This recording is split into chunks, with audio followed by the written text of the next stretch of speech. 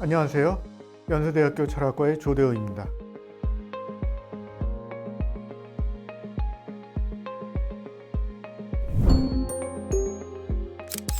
앞선 시간에 우리는 호메로스와 플라톤이 대립관계를 이루는 이유와 대립의 중심 문제들을 짚어보았습니다.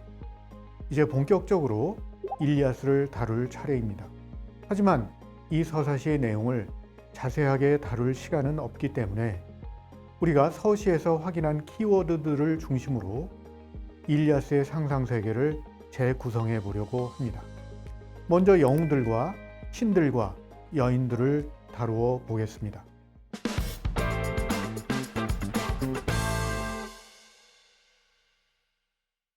영웅들부터 살펴봅시다. 이 그림 안에 일리아스의 주요 영웅들이 등장합니다. 아가멤논, 아킬레우스, 헬레네를 납치해서 트로이아 전쟁의 빌미를 제공한 파리스 등이 보입니다. 이 영웅들은 저마다 독특한 개성의 소유자들입니다. 브래드 피트, 에릭 바나, 올랜드 블룸처럼 살아있는 캐릭터들입니다. 하지만 그들의 태도와 행동에는 공통된 것이 있습니다. 이 공통성을 저는 세 개의 그리스어 낱말로 요약하고 싶습니다. 헤로스, 티메, 아곤입니다. 헤로스는 영웅을 가리키는 그리스어입니다. 이 낱말은 본래 신의 혈통에서 태어난 인간, 즉 반신의 존재를 가리킵니다. 영웅들이 평범한 사람들과 달리 특별한 능력을 가진 것도 신적인 혈통 덕분이지요. 그럼에도 불구하고 영웅들도 인간의 한계를 벗어날 수는 없습니다. 그래서 그들에게 영원한 삶을 추구하는 방법은 하나밖에 없습니다. 명예를 얻는 길이죠. 이 명예를 가리키는 낱말이 바로 티메입니다. 명예나 명성을 통해서 타인들의 기억 속에 살아남는 것, 그것이 영웅들이 추구하는 영원한 삶의 길입니다. 영웅은 어떻게 명예를 얻을 수 있을까요? 물론 남보다 뛰어난 공적을 쌓음으로써입니다. 명예를 얻으려면 경쟁에서 이겨야 합니다. 그래서 전쟁에서의 승리가 무엇보다 중요합니다. 하지만 그것만이 아닙니다. 영웅들은 회의장에서 언쟁을 하고 전쟁이나 회의가 없을 때는 운동 경기라도 해야 직성이 풀립니다. 그러니 영웅들은 경쟁에서 벗어날 수가 없습니다. 그런 뜻에서 영웅들의 삶은 경쟁의 삶, 즉 아곤의 삶입니다. 아곤의 삶을 사는 영웅들에게 최고의 명령이 있습니다. 언제나 으뜸이 되고 남들보다 뛰어나가라. 이것이 영웅들의 마음속에 새겨진 무조건적인 명령, 즉 정언 명령입니다. 항상 경쟁에 노출되어 있고 거기서 이겨야 하는 영웅들의 삶은 얼마나 피곤한 것일까요? 그것은 비교 지옥의 삶입니다. 게다가 경쟁은 분쟁의 사촌입니다. 영웅들은 인정과 명예에 아주 민감해서 명예에 조금만 상처를 입어도 참지 못합니다. 자기 목숨을 잃는 것보다 더 괴로워하고 분노합니다. 일리아스의 첫 장면이 그 모든 것을 보여줍니다. 아가멤논은 최고 통수권자로서 자신의 권위와 명예를 지키려 하고, 아킬레우스는 그리스 군대의 대표 장수로서 자신의 명예를 고수하려고 합니다. 한치의 양보 없는 인정투쟁 속에서 분노가 폭발하고 내분이 발생합니다. 명예를 추구하고 수치를 피하려는 것은 그리스 영웅들이나 트로이아 편의 영웅들이나 똑같습니다. 트로이아의 대표 장수 헥토르에게서 전형적으로 그런 모습을 확인할 수 있습니다. 헥토르의 영웅다운 모습은 아킬레우스와의 결전을 위해 아내 안드로마케와 이별하고 떠나는 장면에서 잘 드러납니다. 헥토르의 아내 안드로마케는 남편의 죽음을 예감하면서 그의 참전을 이렇게 만류합니다. 당신은 이상한 분이세요. 당신의 그 용기가 그대를 죽일 거예요. 제발 당신의 자식을 고아로, 당신의 아내를 과부로 만들지 마세요. 헥토르의 대답은 이렇습니다. 난들 어찌 그런 모든 일이 염려가 안 되겠어, 여보. 하지만 내가 만일 겁쟁이처럼 싸움터에서 물러선다면 트로이아인들과 옷자락을 끄는 트로이아 여인들을 볼 낯이 없을 것이요. 그리고 내 마음도 이를 용납하지 않소. 나는 언제나 용감하게 트로이아인들의 선두 대열에 서서 싸우며 아버지의 위대한 명성과 내 자신의 명성을 지키도록 배웠기 때문이요. 명예를 지키는 데 분노하며 동료들을 위기로 몰아넣는 그리스의 영웅 아킬레우스와 명예를 지키기 위해 희생을 감수하는 트로이아의 영웅 헥토르를 보면서 그리스인들은 어떤 생각을 했을까요? 그리스의 시인 호메로스는 어떻게 이처럼 트로이아 편의 영웅을 더 도덕적으로 우월한 인물로 그려놓았을까요? 모든 영웅이 아마 헥토르 같다면 어떨까요? 재미없는 이야기가 되었겠지요. 그래서 호메로스의 영웅 이야기에는 경고와 권유가 같이 들어있다고 보아야 할 겁니다. 어떻든 영웅의 삶은 명예에 죽고 명예에 사는 것입니다. 이런 삶은 양면적입니다. 명예의 추구는 숭고한 자기 희생을 낳기도 하지만 분열과 몰락을 낳기도 하기 때문입니다. 그래서 일리어스의 영웅들은 위험한 존재인 것입니다. 동료들을 위기로 몰아넣고 스스로 몰락을 자초하니까요. 그것이 일리아스에 그려진 영웅들의 비극입니다. 그렇다면 이렇게 승리와 명예에 모든 것을 거는 위험한 존재들이 공동체에 책임 있는 리더가 될 수 있을까요? 이것이 플라톤이 국가에서 던진 질문입니다. 다음으로 일리아스의 신들을 살펴봅시다. 여러분들이 보시는 그림은 일리아스에 등장하는 올림포스 신들의 모습입니다. 신들은 모두 사람의 모습을 하고 있습니다. 겉모양뿐만 아니라 속마음도 사람들과 다르지 않습니다. 그들은 욕망을 갖고 승리와 명예를 추구하며 이를 위해 거짓말을 하고 계략을 꾸미고 복수심에 불타오릅니다. 호메로스의 신들은 이렇게 사람과 닮았지만 한 가지 점에서 사람과 다릅니다. 그들은 죽지 않습니다. 그래서 그들의 행동에는 진지함이 빠져 있습니다.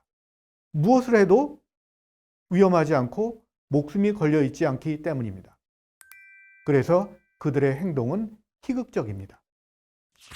신들의 희극의 한 예를 들어보겠습니다. 헤라가 제우스를 유혹하는 장면입니다.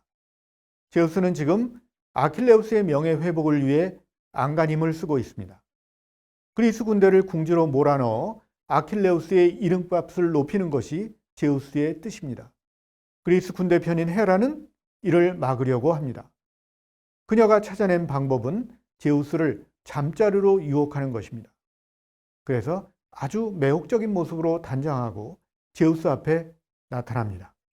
이들 사이에 이런 대화가 오갑니다. 헤라여, 그대는 말들과 타고 갈 수레도 없이 어디로 가려고 이렇게 올림포스를 떠나오는 것이오? 나는 신들의 아버지 오케아노스와 어머니 테티스를 만나보려고 풍요한 대지의 끝으로 가는 길이에요. 헤라여, 거기라면 언제라도 갈 수 있지 않소? 그러니 자, 우리 둘이 잠자리에 누워 사랑을 즐깁시다. 일찍이 여신이나 여인들에 대한 애욕이 이렇듯 강렬하게 내 가슴속 마음을 사로잡은 적은 단 한 번도 없었소. 이런 신들이 숭배의 대상이 될 수 있을까요? 어려워 보입니다. 그래서 어떤 연구자들은 호메로스를 일컬어 신들의 살해자라고 불렀습니다. 또 어떤 사람들은 호메로스의 신들이 작품에 희극성을 부여하기 위해 만들어낸 문학적 장치라고 말하기도 합니다.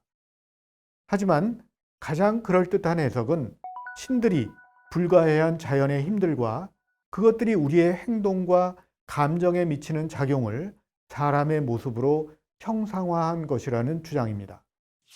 그런 뜻에서 레스키라는 고전학자는 올림포스의 신들을 인간의 존재 전체가 내맡겨져 있는 강력한 힘의 장들이 이루는 느슨한 체계라고 말했습니다.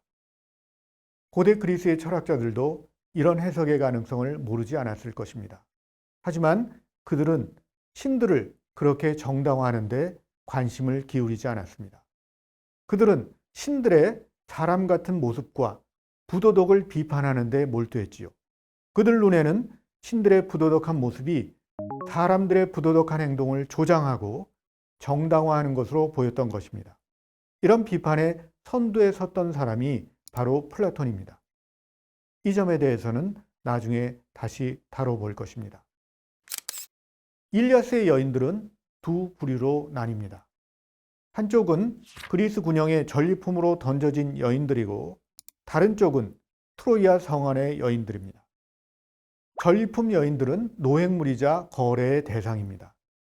일반적인 상품가가 정해져 있을 정도입니다. 세 발소 하나는 황소 12마리. 이것은 여인 셋이라는 등가 교환의 원리가 적용됩니다. 트로이아 성의 여인들은 그런 거래품이 아닙니다. 적어도 아직은 아닙니다. 그러면 그들의 처지는 어떨까요? 앞서 소개한 헥토르와 안드로마케의 장면이 트로이아 여인들의 처지를 잘 보여주는 것 같습니다. 헥토르는 자신의 참전을 만류하는 안드로마케에게 이렇게 말합니다. 그러니 그대는 집에 돌아가 배를 짜든 씨를 잣든 그대가 맡은 일을 보살피고 시녀들에게도 일에 힘쓰도록 이르시오. 전쟁은 일리오스에 사는 모든 남자들, 그 중에서도 특히 내가 염려할 것이오. 그들은 공적인 영역에서 철저하게 배제되어 있습니다. 그래서 젠더 연구자들은 일리아스가 영웅주의적이고 가부장제적이며 남성 중심적이라고 비판합니다. 맞습니다. 하지만 전부 맞는 말은 아닌 것 같습니다. 호메로스의 여신들을 함께 고려해 보면 어떨까요? 여신들의 처지는 여인들의 처지와 전혀 다릅니다. 남친들과 여신들 사이에는 성별의 분업이 없습니다. 여신들은 집안에 얽매이지 않고 각자의 전문성을 발휘합니다. 회의에 나가서 자기 의견을 내세우고 심지어 전쟁에 끼어들기도 합니다. 전쟁의 신 아레스를 단 한 방에 때려 눕히고 깔깔대는 여신 아테나의 모습을 보면서도 호메로스의 젠더관이 남성 중심적이라고 말할 수 있을까요? 여인들과 여신들을 함께 놓고 보면 우리는 쉽게 호메로스의 젠더적 상상이 가부장제적이고 남성 중심적인 틀 안에 갇혀 있다고 단정할 수는 없습니다. 그 안에는 가부장제적인 상상과 21세기적인 상상이 공존하기 때문입니다.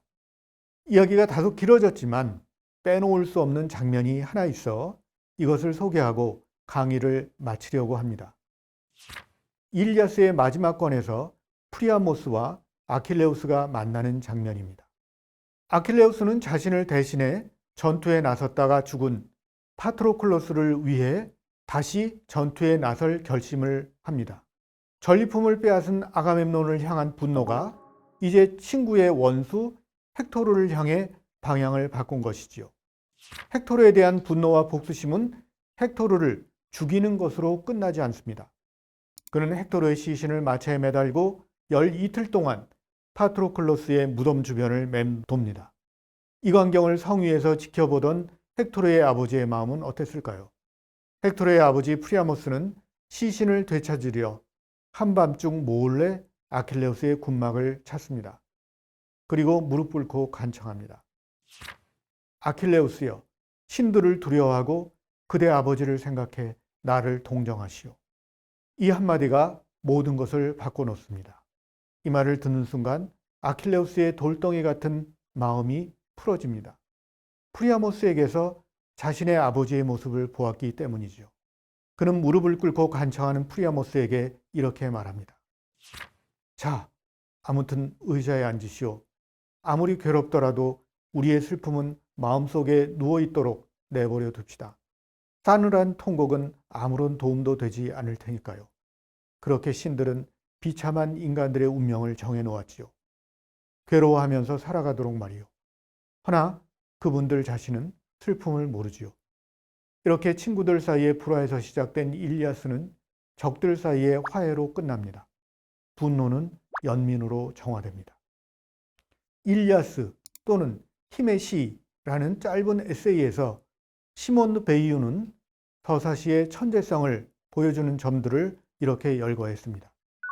운명으로부터의 피난처를 절대로 믿지 않는 것, 힘을 결코 찬양하지 않는 것, 적들을 증오하지 않는 것, 불행한 사람들을 멸시하지 않는 것, 이런 것들이 시몬느 베이유가 서사시의 천재성으로 지목한 점들입니다.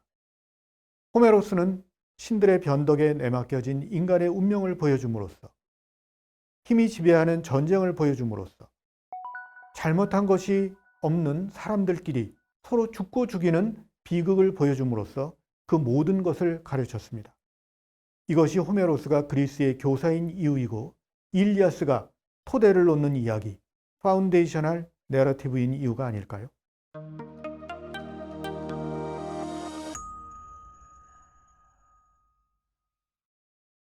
여신들의 이야기에 반영된 호메로스의 젠더관을 설명하기는 쉽지 않습니다. 자유로운 여신들의 삶은 억압된 삶을 살았던 그리스 여인들을 위해 만들어진 상상 속 대리 만족물이었을까? 아니면 가부장제의 사회구조가 마련되기 이전에 모계사회의 전설 같은 것들이 상상의 기원일까? 이런 질문들이 생겨날 수 있습니다. 이 문제에 대해서는 더 많은 연구가 필요합니다. 하지만 원시적 모계사회에 대한 역사적 기억과 억압된 삶을 살았던 여성들의 대리 만족을 위한 문학적 상상이 호메로스의 상상 속에 함께 녹아 있다고 저는 생각을 합니다. 여신들에 대한 호메로스의 상상에 나타난 여성성 문제에 대해서는 더 많은 관심을 가지고 연구할 필요가 있을 것 같습니다.